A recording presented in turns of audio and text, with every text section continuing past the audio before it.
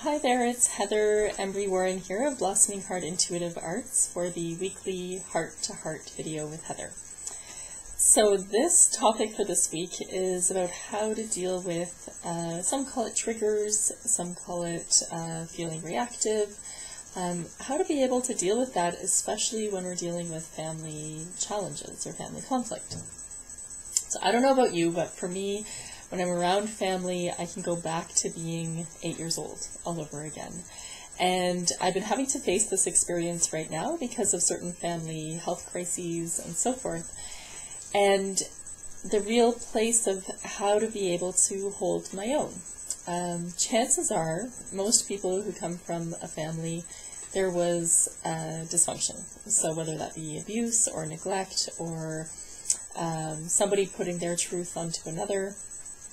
And our journey of maturing is to be able to grow out of that dynamic or to move past that dynamic and become our own person. But that can be challenging when we go back to see them because everybody sees you as a certain way or everyone relates with you as a certain way. And they're not seeing the person you become or the changes you've made, or it even threatens the system when you make those changes.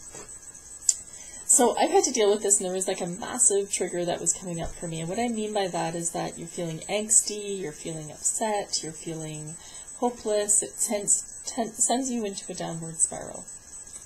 And if you can take a witness perspective, which means just taking a bit of a distance or a pull back and just notice, wow, I feel like I want to run out with a temper tantrum right now, or I want to sulk, or I want to, like, you can really just kind of witness yourself and notice what is it you're wanting to do? What are you really feeling? What is coming up for you? And on your own time, I wouldn't suggest doing this in front of your family dynamics. But on your own time, you know, even if you need to sit and sulk or do what you need to do, throw a temper tantrum, just to get it out of you, I highly recommend doing things like that. Because there's some wisdom behind it. There's wisdom in your truth. There is wisdom in how you're feeling. So if you just take time to even, I want to say, sit with it, meditate with it, be with it, go, wow, I'm feeling sulky, and just keep noticing being with that state and noticing what it's trying to tell you or what it's trying to show you about the dynamic. Because there's some part of you, if you give yourself credit, that knows it's not being treated with respect. And so when you can actually, your journey is to become very aware of what that means. So my big one is that I just don't do superficial relationships. Anyone who knows me and the work that I do, I can't just talk about the weather, and I can't just talk about and pretend that everything is fine when it's not, right? There's a time and place for deep conversations too, but I can't just sort of be happy around people that have caused a lot of suffering, right? And that we haven't been able to connect.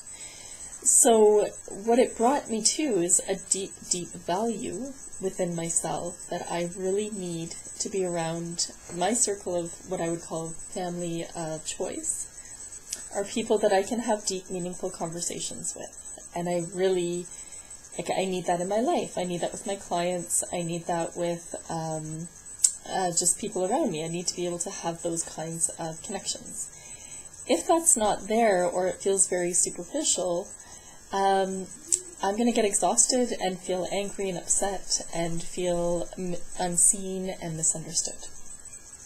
So that's what I got when I looked at my own little temper tantrum 8-year-old that just wants to get away from my family, right? So, and it's valid, right? It's completely valid. So we can't change our family members. We can't change how they see us. We can possibly change how we treat us if we communicate to them. You know, this is what's upsetting me. Totally depends on your family, depends on if you have people who care or want to listen. But I would say take a little bit of a risk. Do not deny or negate your true feelings. Try to understand it. And give yourself space to really explore what's going on, what's really upsetting you. And it holds a gem of wisdom. Then you can set your boundaries with them. Like, for example, I know that my family will go into superficial relating. They like that place. It works for them. So when I'm around them, it's not to say that I have to agree with it, but I'm also not going to expect much from them. I'm not going to expect a deep, meaningful relationship or conversations, right? So half of our suffering is that we have expectations. Half of it is that we actually want something different. And so if I let go of some of those expectations that we can take things deeper, how can I find some level of joy or meaning in this? So for me right now, I'm seeing my father has dementia and Alzheimer's, and he's declining. So for me, the meaning is, wow, I get to see this man for who he is before he forgets about me. Right? That's my meaning. And then it doesn't, no matter what he says or does, it doesn't have as much yearning or hurt or all of that. I can be more detached, right, and not expecting much. Still going through my feelings of grief and wishing that our relationship could be different, right? That's valid, and that needs to be felt so that you get your needs met, and that you can find those needs in other people and places, and to not negate that part of yourself that didn't get what you needed. So just as a recap, see if you can witness when you're triggered or having difficulty around family dynamics. Just see if you can give yourself a detached witness place. Just notice, wow, here's my temper tantrum girl coming out, or here's that little boy in me that can't, that wants to pull my hair out. You know, notice it. See if you can process it on your own when you go home or in your own room or whatever, and see if you can just dissect what are the emotions, what is coming up, why am I feeling this way, what triggered me. And then decide, what is it that I needed that I didn't get? What did I not get from my family that I needed? And almost write that down so that you have that there. Can I get that need met with my family? Is that even a possibility? And you can decide yes or no, based on your experience. And if not, then how can I accept and not expect much from my family members? Can I pull my heart back into myself? Let them be them, I be me. And when I meet with them, what can I decide about the dynamic that I can get some of my needs met? Right? Now, I'm talking, if it is extremely violent or abusive, please do not feel like you have to work on the relationship. Okay? And there's scales of what abuse is and all of that.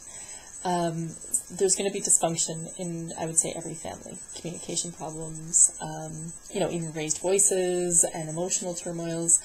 But if it is extremely unsafe and you feel you're not strong and all of that, then please be fine with that and leave and set your boundaries and get support. Okay? So I hope that helps. It's a long-winded to get a bit of sort of sense of it, but see if you can try this out for your own family dynamics and your life. And if you need to book a session for anything you're going through around any relationship challenges or difficulties or breakdowns, please book a session with me. We'll take a look at the bigger perspective and get deeper understanding of what is happening so you can live a more balanced, heart-centered life. Have a wonderful day or evening.